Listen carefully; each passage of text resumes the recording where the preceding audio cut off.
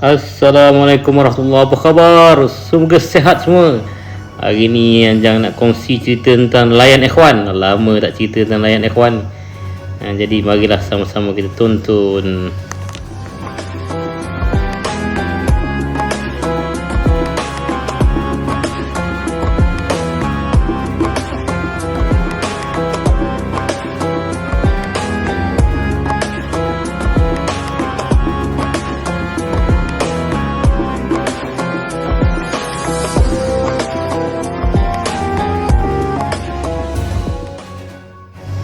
Nelayan ikhwan ni juga dinamakan ikhwan maritim, ikhwan laut lah, pelaut, bahagian laut.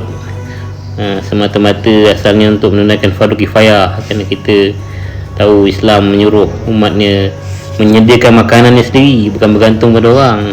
Termasuklah hasil laut. Malaysia ni pula bukanlah macam negara yang tak ada laut kan, macam Afghanistan tu tak ada laut, tapi Malaysia ni semenanjung, keliling ni laut sikit dia sambung dengan darat kan, sama ada Selat Melaka ataupun Laut Cina Selatan. Jadi banyaklah hasil-hasil ni kalau kita tak mengambil faedah dari apa yang Allah dah sediakan untuk kita. Maknanya kita ni tak bersyukur. Lihat ni kapal yang dinamakan Baba Al-Fatih, dibeli oleh Tuan Nasruddin Muhammad Ali, Pensi Eksekutif JSB Holdings Sdn Bhd, untuk menunaikan fardu kifayah. Tu ikan-ikan tu, ikan tu pun teruja nelayan ikhwan.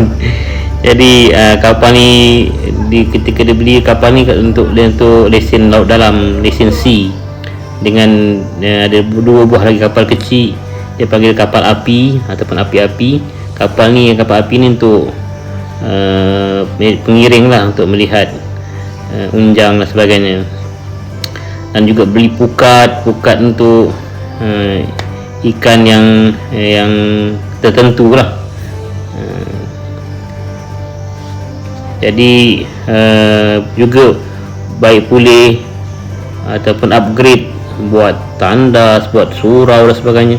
Lebih kurang 1 juta juga lah untuk belanja kapal ni kan, kapal bot untuk tangkap ikan ni, untuk laut dalam ni. Jadi Tuan Nasir pun wujudkan satu kumpulan yang dipanggil ikhwan maritim. Mereka ni di kalangan remaja lah kebanyakannya, bertugas untuk menangkap ikan ataupun berkaitan dengan laut ni, sampai bertujuan untuk bekalkan hasil laut kepada umat Islam. Masih mengharapkan negara remaja JSB ataupun RPU ni belajar kemahiran menangkap ikan di laut dalam ni kan. Tadinya kita kat darat ini ataupun beli ikan di kolam, tapi ni laut dalam ni, dan menghayati kehidupan para nelayan. Nelayan kan susah hidup mereka kan, cari rezeki. Memang dia tengok tu, dia baling dia punya sau kecil kan. Semua tu nak dibelajar kan, suka hidup dalam nelayan ni. Jadi kita dapat rezeki tu, tahu nak nilai dia macam mana, dan menunjukkan contoh kepada nelayan tu bahawa dekat laut pun boleh laksanakan syariat. Dan sebelum ni tengok kehidupan nelayan tu terbiar begitulah, tak jaga syariat, macam-macam lah. Tapi bila adanya remaja ni minta sebagai contoh, azan dekat dalam bot tu, dalam kapal tu, sembahyang berjemaah semua, alhamdulillah lah dapatlah menghayati kehidupan nelayan ni, samping mengajak atau menyeru, berdakwah lah kepada mereka untuk sama-sama laksanakan syariat Allah. Kerana kita mencari rezeki Allah, kenapa kita ketepikan syariat Tuhan pula kan.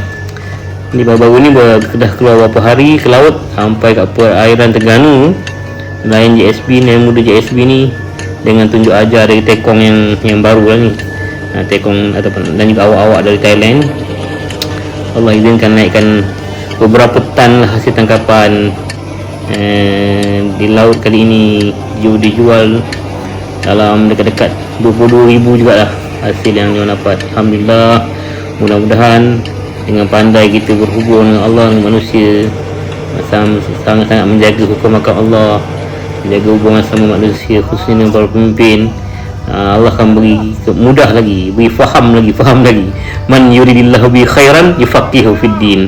Siapa yang Allah nak kebaikan bagi ni, Allah beri faham tentang agama, tentang cara hidup kan. Agama tu cara hidup, ad-din, al-millah.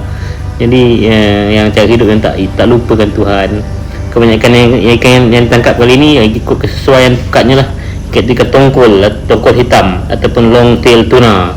Masyarakat sini tempatan dia panggil ikan ayah. Yang sebut ni tak tahulah tepat tak. Ayah ayah hitam. Ikan ini mempunyai nilai pasarannya agak baik lah. Harga tolak kat JT ni kalau boleh lah dapat. Kalau tolak banyak-banyak mungkin murah sikit lah. Kalau tolak dekat-dekat yang itu 7.5 boleh dapat lah. Manakala di pasar Runcit lah dia jual dengan harga RM13 sekilogram. Ikan ni memang besar-besar kan, agak berat lah. Nelayan muda ikhwan ni turut mengajak tekong awak-awak ni menunaikan sembahyang berjemaah di surau kapal sepanjang Keluar Mukat. Ini sebagai usaha untuk menagih bantuan dari Allah SWT, nak syukuri nikmat Allah. Tengoklah ikan-ikan tu kan, kat laut tu banyak lagi kan. Yang ada ni pun kalau sungguh-sungguh menjaga hubungan dengan Allah, sungguh-sungguh nak menunaikan fardu kifayah, nak membela nasib umat Islam ni, insya-Allah Allah akan buka lah pintu rezeki lagi. Ini pun kita tengok dah seronok lah. Moga pengalaman yang makin bertambah seiring berlalunya masa yang lama, dah setahun lebih dah kita wujudkan ni. Di bidang tangkapan ikan laut dalam ni akan meningkatkan kemahiran kluster nelayan JSB ni dalam ilmu menangkap ikan di laut, perairan laut dalam sampai dapat perairan terbangsa, insya-Allah, dan berjaya bawa hasil laut sebanyak-banyaknya. Jadi memang saya harap JSB jadi peneraju lah dalam bidang perikanan di Malaysia, seperti hasrat Tuan Nasir juga, agar empire ayam daging, empire daging lembu sebagainya dikuasai oleh orang kita sendiri, khususnya dalam JSB ni. Itu saja dari Anjang hari kali ini.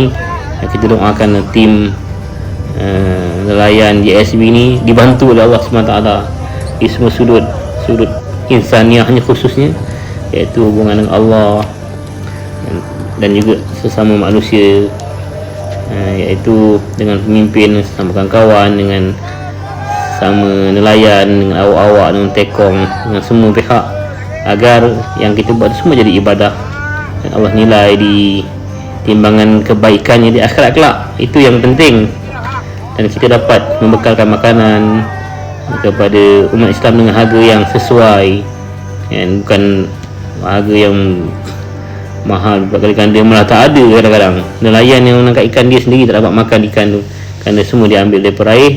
Yang kecil-kecil yang dapatlah yang ikan baja ke apa kan, ataupun ikan yang dapat setakat tu je lah, kadang-kadang dapat tengok je lah, kerana yang penting nak dapat duit. Tengok tu, ui, besar-besar ikan, Masya Allah. Ada ikan yang besar tapi harga dia tak seberapa, tapi ada ikan yang kecil tapi harga dia luar biasa. Jadi kita doakanlah semuanya dapat untuk Islam dan umatnya, umat Rasulullah.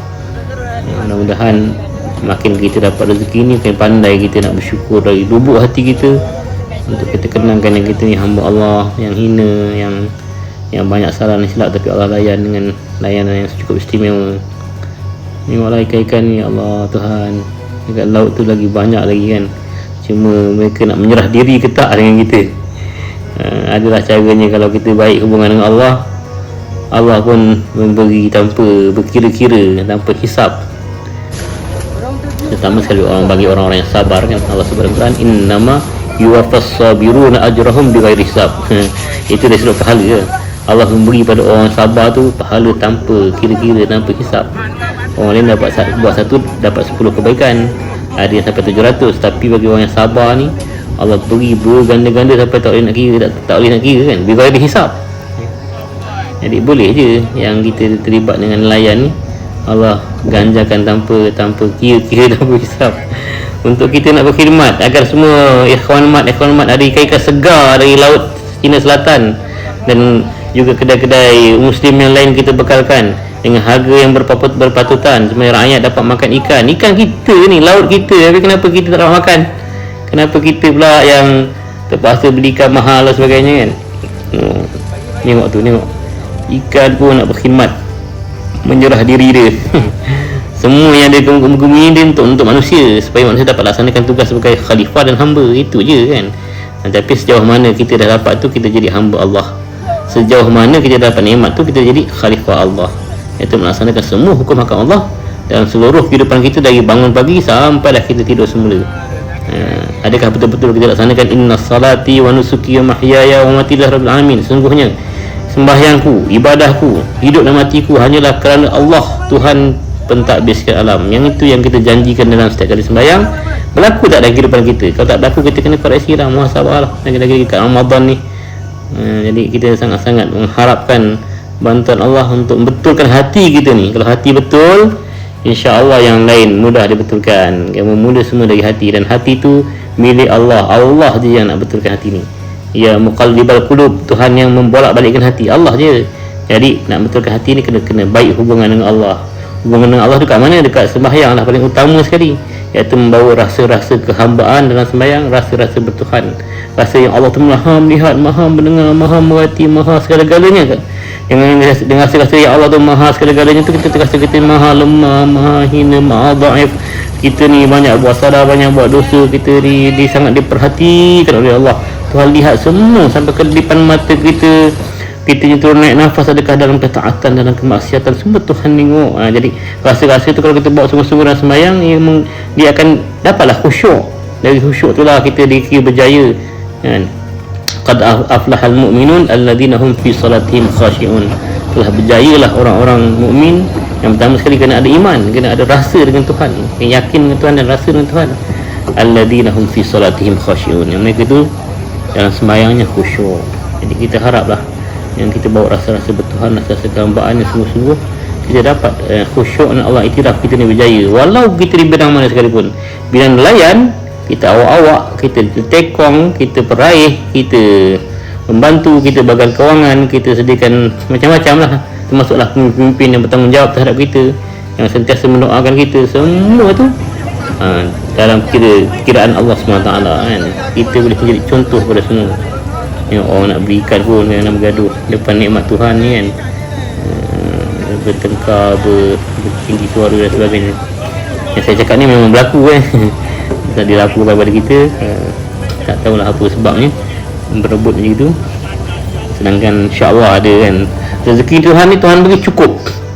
Cuma bila berlaku manusia ni mengagih-agih yang tak betul, ada yang tamak, maka adalah yang tak dapat, terzalim. Yang zalim tu kalau dia redha, dia sabar, dapatlah pahala. Kalau tidak, dia pun dah tak dapat dunia, dia dapat dosa juga. Yang menzalim tu dah mestilah dapat dosa, kan? Kalau dia tak taubat, kita akan takutlah depan Tuhan. Dia nak jawab macam mana kita ke neraka, kan? Dia tak mampu kita, kan? Panas matahari kat laut tu pun tak larat kita, lagi dah dalam neraka yang dahsyat. Jadi saya rasa setakat tu lah yang saya nak kongsikan. Inilah gambar-gambar yang terkini dari Ikhwan Maritim yang boleh mendapat kekuatan daripada kita untuk bersama-sama dengan mereka, walaupun hanya secara doa rintihan, supaya anak-anak ni diberi kekuatan untuk sabar, untuk bersungguh-sungguh, untuk memahirkan diri dan ilmu ni, supaya kita dapat memimpin lagi, mengeluarkan lagi tenaga-tenaga baru yang tahu ilmu laut ni, mengendalikan kapal-kapal laut dalam ni, yang kita boleh buat di banyak tempat di seluruh tanah air yang ada base-base kita.